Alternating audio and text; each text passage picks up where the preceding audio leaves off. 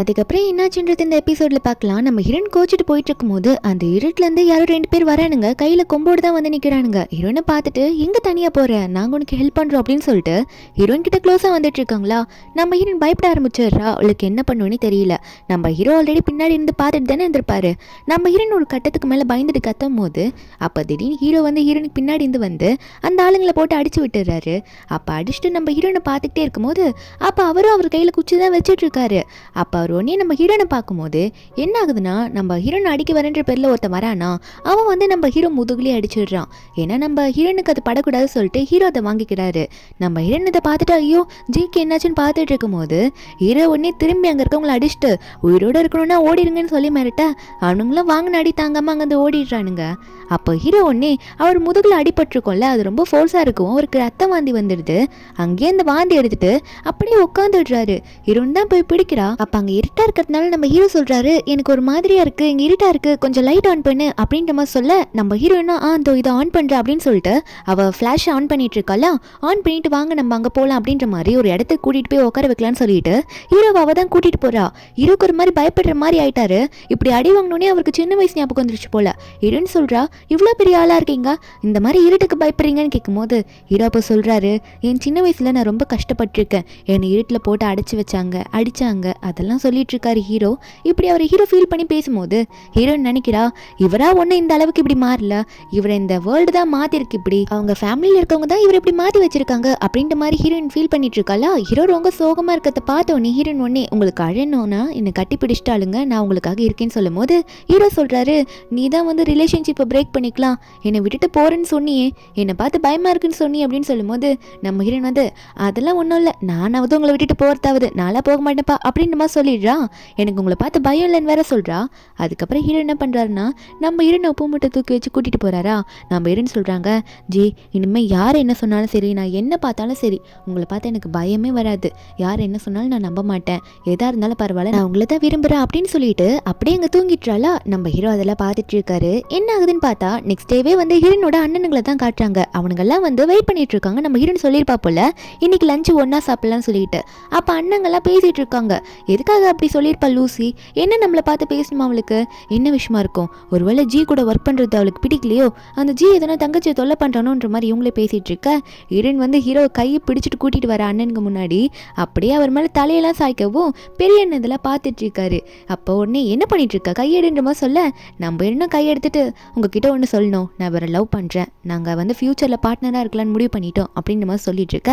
அப்போ அண்ணன் உடனே வந்து நம்ம ஹீரோ பார்த்து, மிஸ்டர் ஜி எங்கள் தங்கச்சிக்கிட்ட நாங்கள் தனியாக பேசணும், கொஞ்சம் வெளியே வெயிட் பண்ணுறீங்களான்னு சொல்ல நம்ம ஹீரோவும் சரி லூசி நீ பேசு, நான் வெளியே வெயிட் பண்ணிட்டு இருக்கேன் அப்படின்னு சொல்லிட்டு நம்ம ஹீரோவும் ஹீரோயின் கிட்ட சொல்லிட்டு அங்கேருந்து போகிறாரு. அதுக்கப்புறம் அண்ணன்கள்லாம் என்ன சொல்கிறாங்கன்னா, இதில் பெரிய அண்ணன் தான் நம்ம ஹீரோனை பார்த்து, உனக்கு என்ன பைத்தியமா லூசி, என்ன பண்ணிட்டு இருக்க நீ, அவன் கூட இப்படி நீ நடந்துகிட்டு இருக்க, நான் உன்கிட்ட சொல்லியிருக்கேன்ல அவன் ரொம்ப மோசமானவன்ட்டு அப்படின்னு மாதிரி சொல்லிட்டு இருக்க. ஹீரோயின் அதெல்லாம் கேட்குற மாதிரி இல்லை. இதில் வேற அண்ணன் வந்து நம்ம ஹீரோவை பற்றி நிறைய விஷயங்களை கலெக்ட் பண்ணியிருப்பாரு போல, 18 வயசுக்கு மேலே ஹீரோ எப்படி இருந்தால் சொல்லிட்டு அதை நம்ம ஹீரோயின் கிட்ட கொடுத்து இதை படிச்சு பாரு, 18 வயசுக்கு மேலே அவன் ஆளே மாறிட்டான், ரொம்ப ரூடாக இருந்திருக்கான், அவனுக்கு பிடிக்காத எல்லாரையும் வந்து தொல்லை கொடுத்துருக்கான், டார்ச்சர் பண்ணியிருக்கான்னு சொல்லிட்டு எல்லாத்தையும் காட்டிட்டு இருக்க.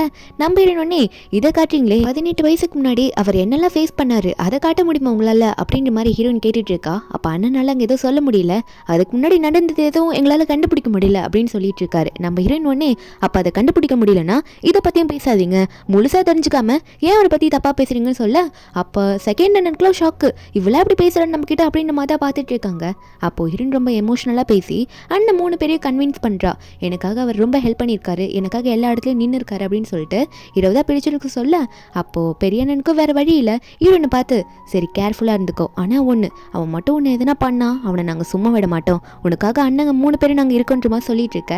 நம்ம எனக்கு சந்தோஷமாயிடுது, சரிண்ணா நீங்களாம் சாப்பிடுங்க, என்னோட லவர் தான் வெளியே வெயிட் பண்ணுறாரு, நான் அவர் கூட போயிட்டு அப்புறமா சாப்பிட்டுக்கிறேன், நான் போயிட்டு வரேன் அப்படின்னு சொல்லிட்டு அண்ணனுக்கெல்லாம் பாய் சொல்லிட்டு கிளம்பிடுறா. அதுக்கப்புறம் ஹீரோ வீட்டில் தான் காட்டுறாங்க. ஹீரோ அசிஸ்டண்ட்டை கூப்பிட்டு பேசிகிட்டு இருக்காரு. என்ன சொல்லிட்டு இருக்காருன்னா, எல்லாம் நல்லபடியாக போயிட்டுருக்கு, ஆனால் நான் ரிவெஞ்ச் எடுக்க வேண்டியது பாக்கி இருக்குது, நான் திரும்ப ஒரு நார்மலான மனுஷனாக மாறணும்னு நினைக்கிறேன், எனக்கு இந்த கோவம்லாம் வேணாம், எல்லாத்தையும் விட்டுட்டு வரணும்னு நினைக்கிறேன், அதனால மொத்தத்தையும் முடிச்சு வைக்கலாம்னு நினைக்கிறேன், அப்ராட் நான் போகணும், என்னை வந்து சின்ன வயசில் தொல்லை பண்ணேன், எங்கள் அம்மாவையும் தொல்லை பண்ணேன், அங்குளும் அங்கே தானே இருக்காரு அப்படின்னு நம்ம சொல்லிட்டு இருக்கேன். அப்போ அசிஸ்டன்ட் ஒன்னே பாஸ் இப்போ தான் நீங்கள் மேடம் கூட ரிலேஷன்ஷிப்பில் இருக்கீங்க, ஒழுங்காக போயிட்டுருக்கு, இப்போயும் நீங்கள் போகணுமான்னு சொல்லிட்டு அவர் அங்கேருந்து போகும்போது ஹீரோயின் கரெக்டாக அங்கே வந்துடுறா. வந்துட்டு ஹீரோ பார்த்து என்ன பண்ணிட்டு இருக்கீங்க நீங்க அப்படின்ற மாதிரி சொல்லிட்டு வேகமா வந்து ஹீரோ மடியில உட்காந்துட்டு இருக்கால.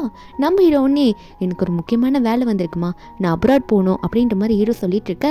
நம்ம ஹீரோனா அப்ராட் போறீங்களா, எங்க எதுவுமே சொல்லல, என்னன்னு விட்டுட்டு போறேன்றீங்க, நான் வேணாம்மா என்னை கூட்டிட்டு போலியா அப்படின்ற மாதிரி ஹீரோன்னு கேட்கும்போது ஹீரோ சொல்றாரு, உனக்கு தான் டிராவல் பண்றது அவ்வளவா பிடிக்காதுல்ல, அதான் நான் உன்னை கூட்டிட்டு போல அப்படின்னு சொல்லும் போது ஹீரோனும் அதுவும் உண்மைதான், ஆமா ஆமா சரி ஓகே விடுங்க நீங்களே போயிட்டு வாங்க அப்படின்னு சொல்லிட்டு அன்னைக்கு நைட்டு ஒன்னா ஸ்டே பண்றாங்க.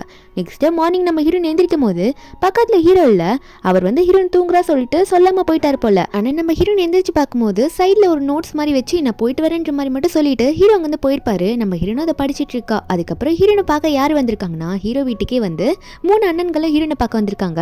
ஹீரோனை என்ன புதுசா வந்திருக்கீங்கன்னு கேட்கும் போது அப்ப பெரிய அண்ணன் சொல்றாரு, இல்ல நீ கேட்டல அவன் 18 வயசுக்கு முன்னாடி என்னெல்லாம் வந்து ஃபேஸ் பண்ணிருக்கான்ட்டு, அதை நாங்க கண்டுபிடிச்சிட்டோம் அப்படின்னு சொல்லிட்டு மனசை கொஞ்சம் தைரியப்படுத்தி கொஞ்சம் மாதிரி ஏதோ காட்டிட்டு இருக்காரு. அப்புறம் தான் ஹீரோனுக்கு அதெல்லாம் படிக்கும்போது தெரிய வருது, என்னன்னா 18 வயசுக்கு முன்னாடி நம்ம ஹீரோட அப்பா, அப்புறம் ஹீரோட பிரதரு, ஹீரோட அங்கிள்னா ஹீரோட அப்பா கூட பிறந்தவராமா, அவங்க 3 பேருமே வந்து நம்ம ஹீரோவை ரொம்ப டார்ச்சர் பண்ணியிருக்காங்க. ஹீரோ மட்டும் இல்லை ஹீரோட அம்மாவை டார்ச்சர் பண்ணி கொன்னிருப்பாங்க. இதெல்லாம் கேட்கும்போது ஹீரோனுக்கு ரொம்ப ஷாக்கிங்காக இருந்திருக்கும். அது மட்டும் இல்லை ஹீரோட பிரதர் வந்து ஹீரோ கூட பிறந்தவங்க கிடையாது, ஹீரோட அப்பா வந்து வேற ஒருத்தன் கூட அஃபேர்ல இருந்து அப்படி பிறந்த குழந்தை தான் அவன். அவங்களுக்காகவே நம்ம ஹீரோட அப்பா வந்து ஹீரோட அம்மாவை கொன்னிருப்பாரு. அந்த டைம்ல வந்து ஹீரோட மேட் வந்துட்டு, மேடம் லாயர் வந்திருக்காங்க, பாஸ் வந்து உங்க பேர்ல எல்லா சொத்தும் மாத்தி கொடுக்குற மாதிரி லாயர் கிட்ட சொல்லிக்கிட்டு போயிருக்காரு, நீங்க சைன் போட்டா போதும் சொல்ல ஹீரோன் அழுதுகிட்டே எந்திரிச்சு பேசுறா. ஏன்னா அண்ணனுங்க மறுபடியும் சொல்லியிருப்பாங்க ஹீரோன் கிட்ட, என்ன சொல்லியிருப்பாங்கன்னா, நீ வந்து ரிவெஞ்ச் எடுக்கதான் போயிருக்கான், அவன் எல்லாத்தையும் விட்டுட்டு நார்மலா அவங்ககிட்ட வரணும்னு நினைச்சிருக்கான், இப்போ வருவானான்னு கூட தெரியல அப்படின்ற மாதிரி தான் சொல்லியிருப்பாங்களா. இப்போ சொத்தெல்லாம் வேற மாத்தி வச்சுட்டு போனோம் அப்படின்ற மாதிரி ஹீரோ சொல்லிக்கிறது. நம்ம ஹீரோன் இப்போ கேட்டோன்னே அவன் உயிரோடு இருந்தாதான் நானும் உயிரோடு இருப்பேன், அப்பெல்லாம் அவனை தனி விட மாட்டேன், நாங்க போறேன்னு சொல்லும் போது செகண்ட் என்ன உடனே நீ மட்டும் தனியா போய் என்ன பண்ண போற, நானும் உன் கூட வரேன் அப்படின்னு மாதிரி சொல்லிட்டு அவன் மண்டையிலே கொட்டி விட்டுட்டு இருக்காரு.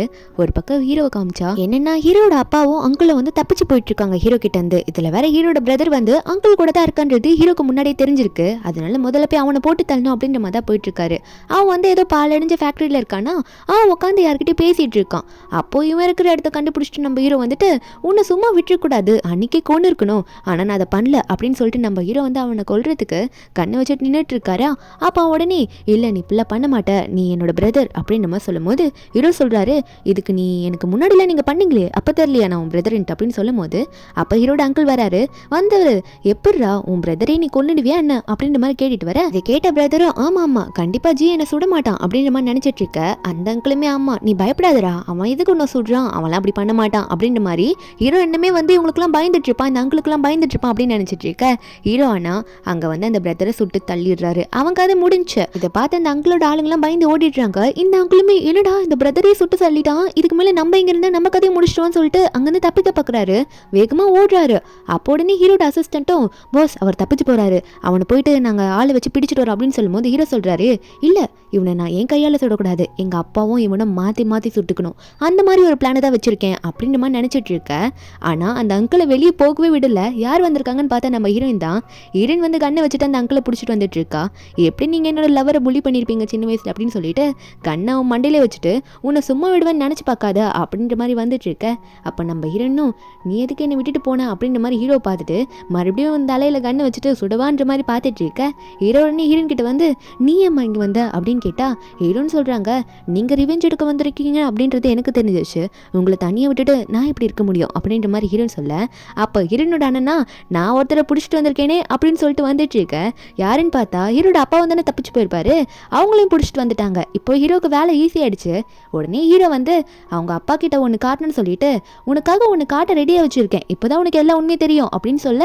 அப்போ அவங்க அப்பாவும் என்னன்ற மாதிரி கேட்கும் போது ஹீரோனோட அண்ணனுமே இந்த பாரு அப்படின்ற மாதிரி ஒரு டிஎன்ஏ டெஸ்ட் ரிசல்ட் தான் போல இருக்கு. அந்த ரிசல்ட் பேப்பரை வந்து ஹீரோட அப்பா கிட்ட காட்ட அப்ப அந்த அப்பா எடுத்து பார்க்கும்போது என்னது இந்த பையன் என்னோட பையனே இல்லையா, அதாவது ஹீரோட பிரதர் மாங்ஸூன் இருக்கான்ல அவன் வந்து உண்மையாவே இவருக்கு பிறந்த பையனே இல்லையாமா. உண்மையாவே யாருக்கு பிறந்த பையனா, நம்ம ஹீரோட அப்பாவோட கூட பிறந்திருப்பார்ல அண்ணன், அவனுக்கு பிறந்த பையனாமா.